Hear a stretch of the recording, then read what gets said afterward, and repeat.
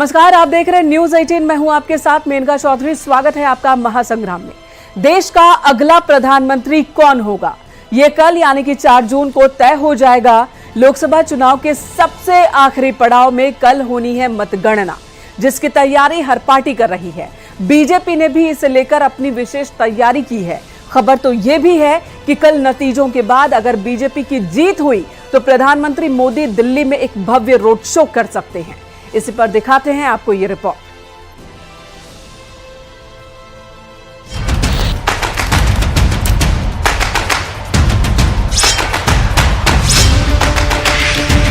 बस कुछ पल का इंतजार, जब सबसे बड़े लोकतंत्र का जनाधार देश के सामने होगा।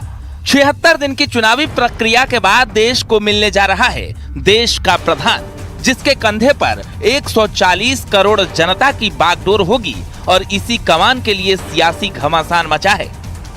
यूपी के कोने कोने में नरेंद्र मोदी को फिर से प्रधानमंत्री बनाने के लिए हवन पूजन हो रहा है और पीएम मोदी के लिए जीत की प्रार्थना की जा रही है।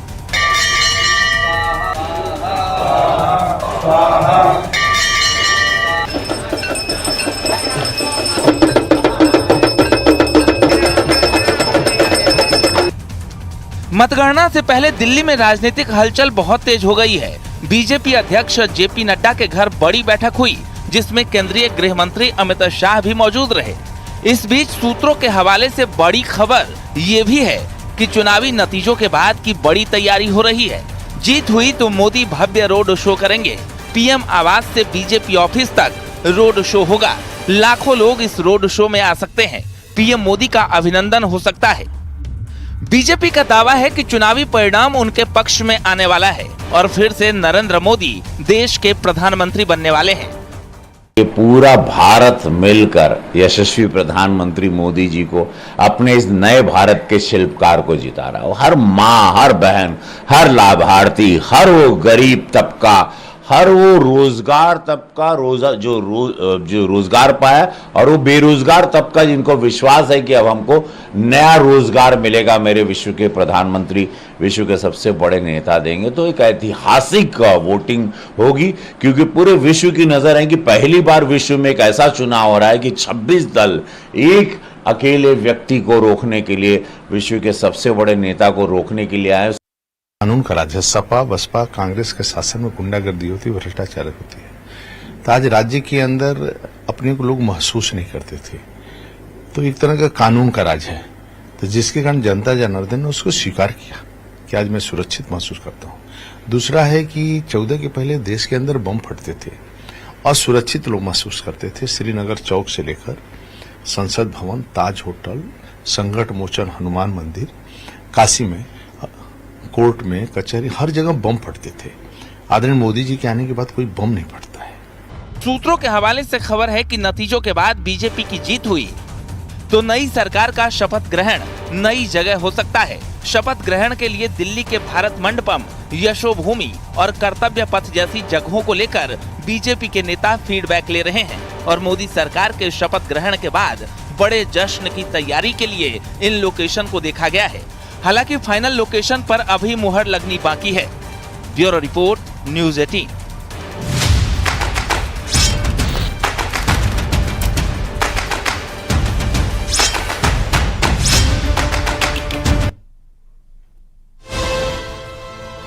वोटिंग शुरू होने में महज कुछ घंटे का वक्त रह गया है और उससे पहले एग्जिट पोल और ईवीएम को लेकर वार पलटवार शुरू हो चुका है। एक तरफ कांग्रेस है, एग्जिट पोल को नकार कर रही है, तो दूसरी तरफ ईवीएम पर अभी से सवाल भी खड़े कर रही है। दिग्विजय सिंह ने ईवीएम पर सवाल खड़े करते हुए कहा कि अगर बीजेपी 300 पार जाती है तो इसके पीछे जनता का वोट नहीं बल्कि ईवीएम का वोट होगा। वहीं बीजेपी ने दिग्विजय सिंह को जवाब दे दिया कि खिसियानी बिल्ली खंभा नोचे।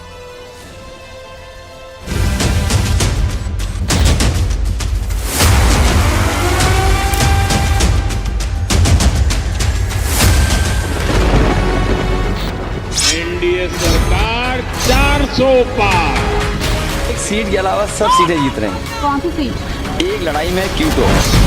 स्वागत है भाई, स्वागत है, स्वागत है भाई, स्वागत है।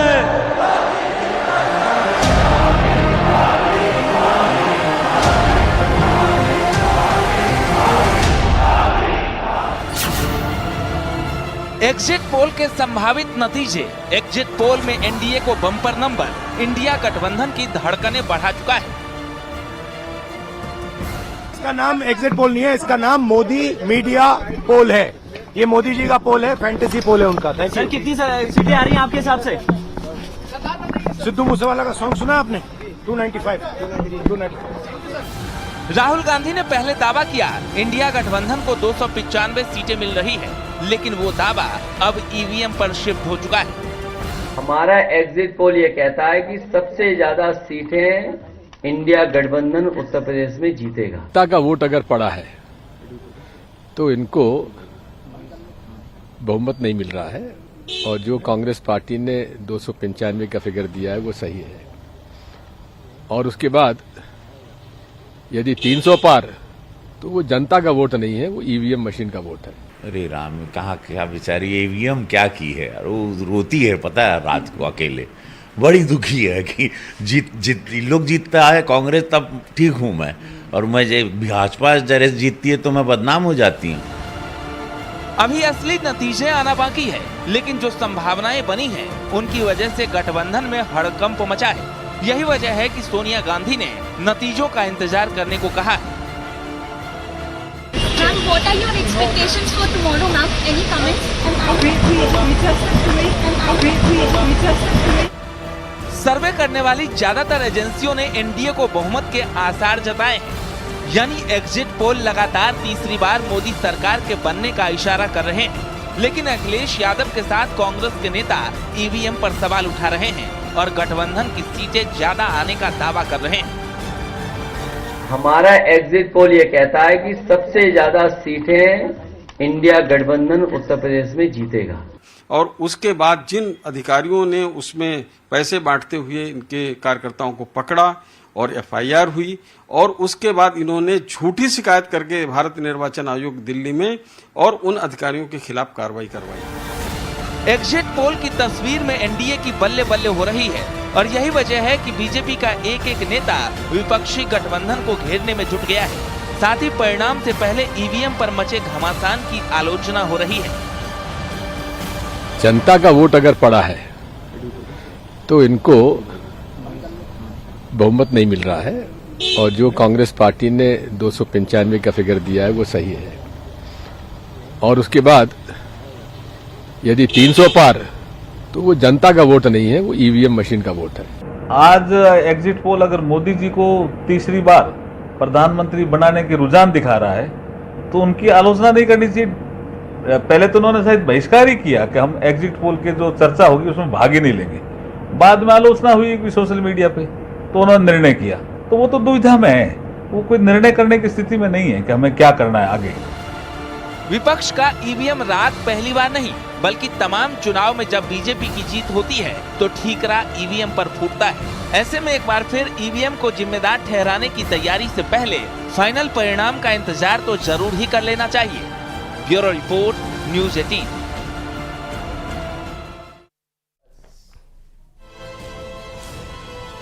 एग्जिट पोल का नंबर फिलहाल बीजेपी के फेवर में है, लेकिन सियासी फीवर कांग्रेस पर चढ़ चुका है। विपक्ष के नेता एग्जिट पोल को गलत बता रहे हैं और 4 जून को इंडिया गठबंधन की सरकार बनाने का दावा कर रहे हैं।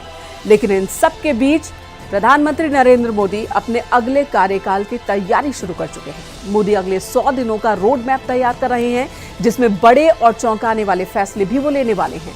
इसी पर आपको ये रिपोर्ट दिखाते हैं। स्वागत है, स्वागत है भाई, स्वागत है।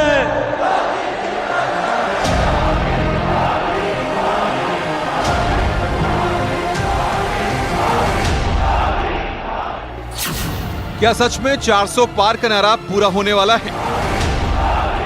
अब लिख के रखिए मेरे देशवासियों, हिंदुस्तान ने मन बना लिया है कि इस बार एनडीए 400 पार करने वाला है। उत्तर, दक्षिण, पूरब, पश्चिम, जहां कहीं भी आप जाएंगे तो आपको एक ही नारा सुनाई देगा, एक ही स्वर आपको सुनाई देगा। आम जनमानस के मन में एक ही संकल्प दिखाई देगा, और वह है कि फिर एक बार मोदी सरकार अब की बार 400 पार। क्या सच में राहुल को 40 और अखिलेश को सिर्फ 4 सीट मिलने वाली है? राहुल बाबा, आपकी पार्टी को 40 भी पार करना नहीं है, मेरी बात याद रखना। और अखिलेश बाबू, कितना भी आपके प्रति सहानुभूति से मैं बात करूं, आपका 4 भी पार नहीं होना है, 4 भी। क्योंकि एग्जिट पोल के बाद ही प्रधानमंत्री तीसरे कार्यकाल की तैयारी शुरू कर चुके हैं।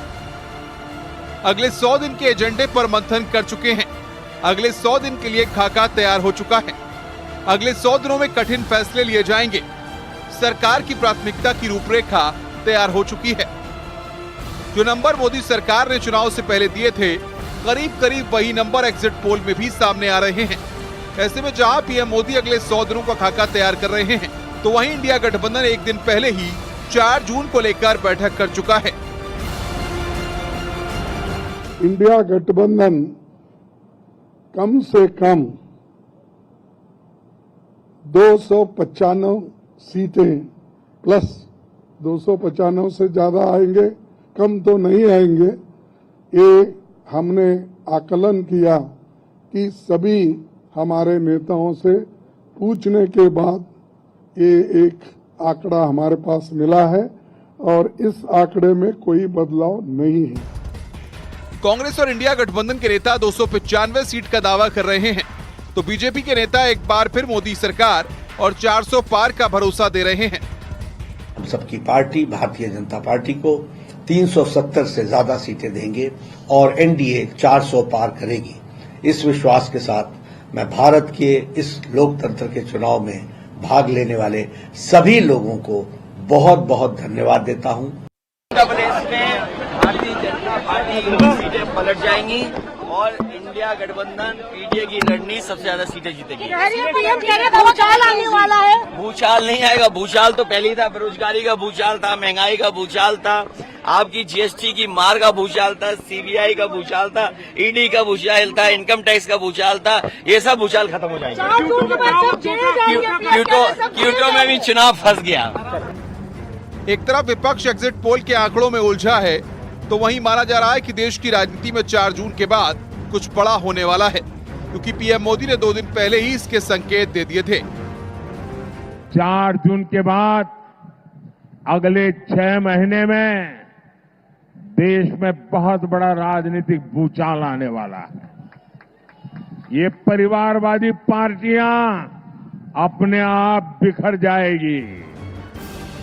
नरेंद्र मोदी के बारे में कहा जाता है कि वो बेहद चौंकाने वाले फैसले करते हैं, जबकि नरेंद्र मोदी कहते हैं कि देश जिन फैसलों पर चौंकता है उसके संकेत वो काफी पहले से देना शुरू कर देते हैं। इसलिए अगर मोदी कहते हैं कि अगले 6 महीने में राजनीतिक भूचाल आने वाला है, तो इसे हल्के में नहीं लेना चाहिए, वो भी तब जब एग्जिट पोल के आंकड़े मोदी के पक्ष में हों। Bureau report, news 18।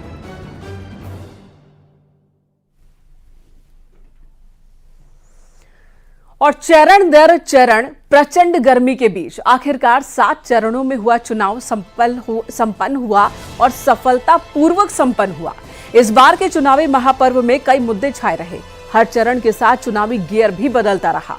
आखिरी चरण में माहौल शिमला वाली फीलिंग देने लगा था। ऐसा हम क्यों कह रहे हैं, देखिए ये रिपोर्ट।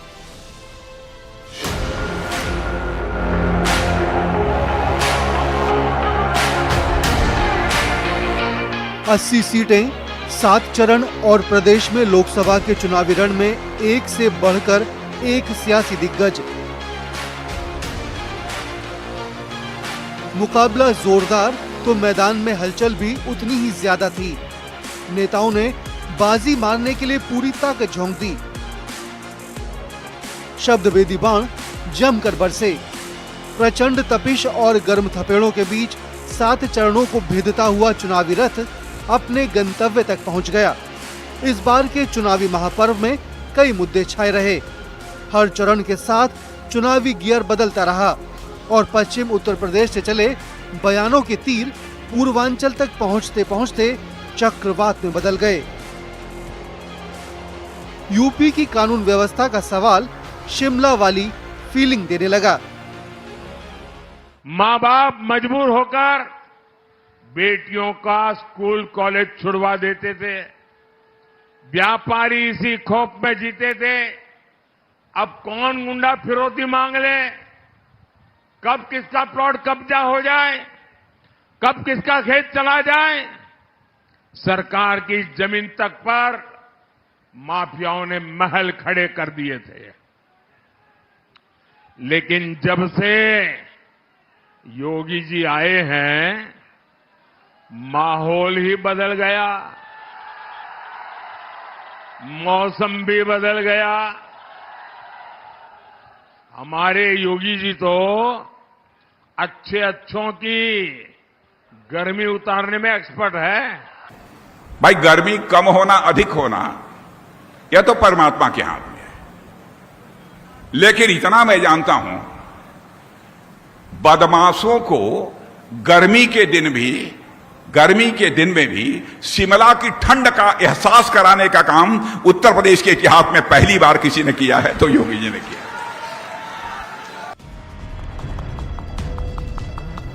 चरण दर चरण सियासी दलों में बेचैनी बढ़ती गई। हर चरण में एनडीए के तरकश से नया तीर निकलता चला गया। 2024 की लड़ाई औरंगजेब तक चली आई और उधर अखिलेश यादव सियासत में धुआं करते दिखाई दिए। समाजवादी पार्टी ने मैनपुरी में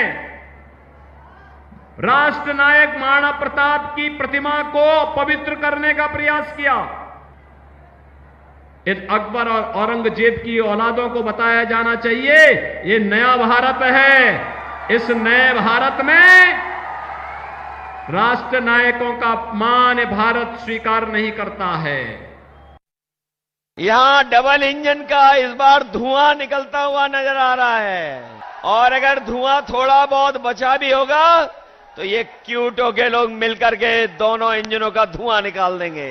उनके घिसे पिटे डायलॉगों को सुनना नहीं चाहते, जिन्होंने बहुत कुछ सुनाया और कहा कि अच्छे दिन आएंगे।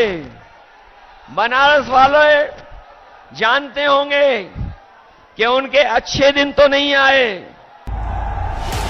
पीएम मोदी, गृह मंत्री अमित शाह, मुख्यमंत्री योगी आदित्यनाथ, एसपी अध्यक्ष अखिलेश यादव और राहुल गांधी के बयानों के तीर से रणक्षेत्र का पारा चढ़ता रहा। इसके साथ ही एक बात तो तय थी कि सियासत के केंद्र में सिर्फ मोदी ही चुनावी मुद्दा रहे।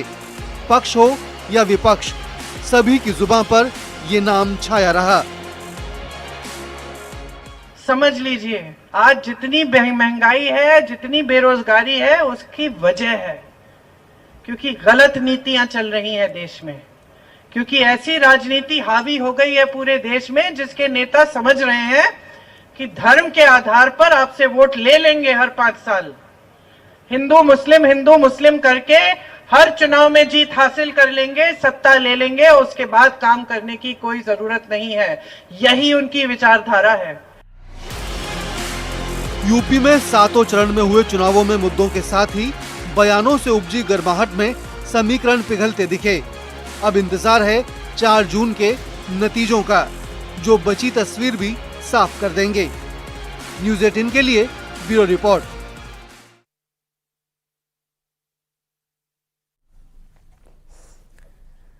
इधर दिल्ली में आज चुनाव आयोग ने प्रेस कॉन्फ्रेंस की और काउंटिंग को लेकर तैयारियों की जानकारी दी। साथ ही इलेक्शन कमीशन ने कई खुलासे भी किए, कई अहम जानकारियां दी, कुछ चौंकाने वाले भी बात रख दिए। इलेक्शन कमीशन ने बताया कि 6 मुख्यमंत्री के कार्यालयों से अधिकारियों को हटाया गया, साथ ही नेताओं के रिश्तेदार अधिकारियों को भी हटाया गया, कई होर्डिंग्स भी हटाए गए।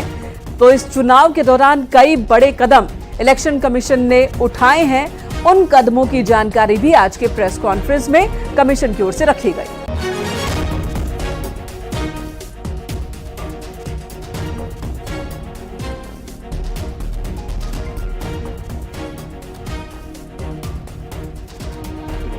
कभी वोटर लिस्ट खराब है, कभी ईवीएम खराब है, कभी ये खराब है, कभी काउंटिंग में एआरओ की टेबल पे आदमी नहीं है, 150 डीएम से बात कर ली। What is this happening in the country? ये फेक नैरेटिव है। तीसरे ये भी बताया कि मिड कोर्स हम चेंज नहीं कर सकते और चेंज करने का कोई लॉजिक होना चाहिए, शक कोई आधार नहीं हो सकता। जैसे आपने एक वर्ड यूज किया, आयोग पता नहीं क्या करता है। आयोग कुछ नहीं करता। आयोग सच्चाई को सामने लाने के अलावा कुछ नहीं करता। आपके घर जाता है, आपका वोट बनाता है, आपकी मुरब्बत करता है कि आइए वोट डालने आइए, आपकी व्यवस्था करता है पोलिंग स्टेशन पे कि डालिए, उसके बाद मशीन को बंद करके छुपा के आपके सामने में रखता है, लेकिन ऐसा नहीं करता कि कोई इधर से उधर कर दे। ये सब आपको याद होगा, बिल्कुल शुरू होते ही जैसे इलेक्शन शुरू हुआ था, 6 चीफ मिनिस्टर्स ऑफिसेज से अफसर्स को हटाया गया। Gujarat, UP, Bihar, Jharkhand, Himachal, UK. This set A narrative कि हम सीएम ऑफिसेज को भी और उन स्टेट्स विदाउट एनी बायस हम ये करने के लिए तैयार हैं कि वो डीएम्स पर, एसपीज पर कहीं से कहीं तक कोई इन्फ्लुएंस नहीं करेंगे। पॉलिटिकल लीडर्स के जितने रिलेटिव्स थे वो सब हटाए गए। विकसित भारत मैसेज को रोका गया। एनोनिमस होर्डिंग्स के बारे में बात हुई, हमने हटाई भी और पॉलिसी भी बनाई ऑल इंडिया, जो कि पहले से नहीं थी, कि किसी भी होर्डिंग में अगर नीचे नाम नहीं लिखा होगा anonymous, all over the country not allowed, and this is become a permanent thing now.